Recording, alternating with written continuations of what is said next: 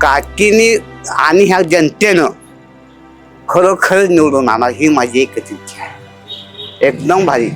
एकदा हातात काम घ्यायचे की थांबत नाही, पूर्ण करूनच वाई. ते रात्रीचं जावा दिवसा जावा कवाई जावा एनी टायमाला जाऊन आता घरात असं हाक मारली तर हजर होणार. सत्ता आल्यानंतर सत्ता नसल्यावर पण आणि सत्ता आल्यानंतर पण बदल म्हणजे हृदयापर्यंत पोचलेला माणूस आहे. आप्पांची कामं म्हणजे कुठलेही काम घेऊन तर कवा परत म्हणजे असं काय हे नाही हो, काम 100% काम करणार ते. या जिल्हा परिषदेच्या निवडणूक चालू आहेत. या जिल्हा परिषदेच्या निवडणुकीमध्ये तुमच्या भागात वारं कोणाचं आहे? आप्पांचा आहे. ते असं माझं काय आपण. आवडतं की आप्पांचं आहे? आप्पांचं 100% आप्पांचा आहे. त्यांनी बिदरी कारखाना म्हणा, जिल्हा परिषद माजी सदस्य, परत आणि सदस्य, असे त्यांचे भरपूर कामे आहेत भागात. या काय काय कामं केलं भागात?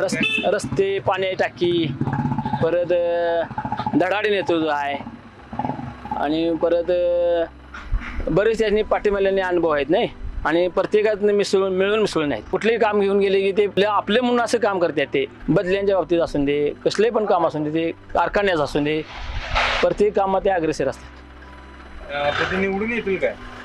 ते 100% निवडून असेल माझी खात्री आहे. आप्पांची कामं म्हणजे कुठलेही काम घेऊन तर कवा परत म्हणजे असं काय हे नाही हो, काम 100% काम करणार ते. नाही असा शब्द कवाच नाही तिथे. मामा मधु आप्पा हा. हे तुम्हाला नेता सोडला तर एक माणूस आणि व्यक्ती म्हणून कसा वाटते तुम्हाला? एकदम भारी. का असं वाटतंय? काम आहे त्यांचं कामकाज बेफाम आहे. काय काम असं काम ते? सगळं जाईल तिथं कुठं तटत नाहीत. उभा राहून एक नंबरचा माणूस. काय तालुक्यात एक नंबर. आणि हिचं सांगणे तालुक्यात एक नंबर. त्यांच्या घराण्याच्या वारशाबद्दल काय सांगू शकाल? ते लय भारी. क्रांती दिली ते कसं काय म्हणजे काय असं केलं होतं त्यावेळेस. बर त्यांना सगळं शिक्षण त्यांचं एकदम भारी आहे. आम्हाला ते काय जमणार नाही, पण शिक्षण भारी, ज्ञान भारी, बोलणं भारी, सगळीकडनं चांगली एकदम.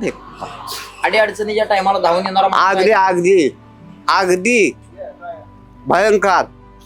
कुठं असं नसतं. अगदी लय भारी.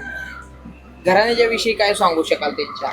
आता घरानं कसं आहे, चांगलं एकदम आहे. हम्म. कोणाची खेळी सगळं व्यवस्थित आहे. कोणी येऊन दे, काकीने आणि ह्या जनतेनं खरोखर निवडून आणा ही माझी एकच इच्छा आहे. एकदम भारी.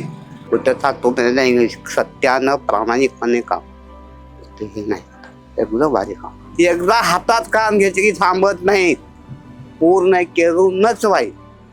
एवढं टिकताय ते काम भारी आहे ते. एकंदरीत त्यांचा स्वभाव वेगळा आहे. हे एकदम भारी.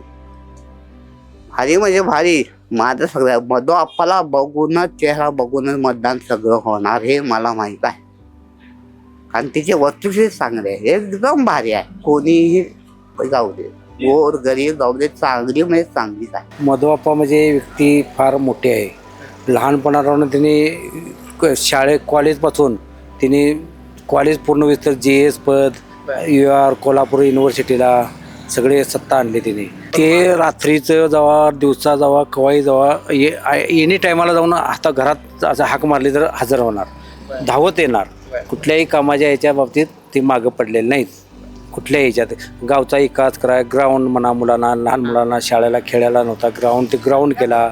ग्रामपंचायतीचं मोठं ऑफिस बांधलं. लोकांच्या लग्नात ज्या अडचणी होत्या गावात त्या लग्नात त्याचा हॉल मोठा बांधला ग्रामपंचायतचा.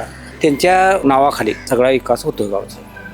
म्हणजे एकंदरीत जर सत्ता वगैरे जर आली तर काम हातामध्ये सत्ता जरी नसली तर हातात सत्ता कोणती तर आली तर कामात आणि विकासाला गती मिळू शकते. गती त्यांच्याकडे सत्ता कुठली असू दे नसू दे, वरनं काम खेचून आणायचं काम मोठे आहे. अजून इथून पुढे त्यांचं आयुष्यमान भरपूर आहे. ते अजून काम करीत राहणारच. नमस्कार, माझं नाव बाळासू पाटील, टिक्केवाडी.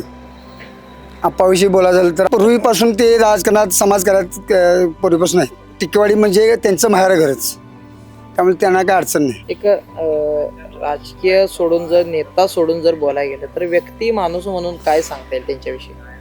व्यक्तिमत्व त्यांचं चांगलं आहे. म्हणजे कुणाच्या समाज करायला किंवा दुःखासुखाला सगळ्या अडचणीच्या वेळी पाण्याची सोय वगैरे किंवा पूर्णपणे अडचण माणूसला त्याला मदत करणे.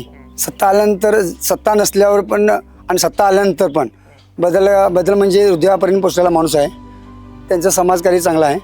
आणि अशी माणसं सत्ता नसताना सत्तेत आली तर बदल करणार, समाजापर्यंत पोहोचणार. परिसरातील घडामोडी जाणून घेण्यासाठी आत्ताच चॅनलला सबस्क्राईब करा आणि बेल आयकॉन क्लिक करायला विसरू नका.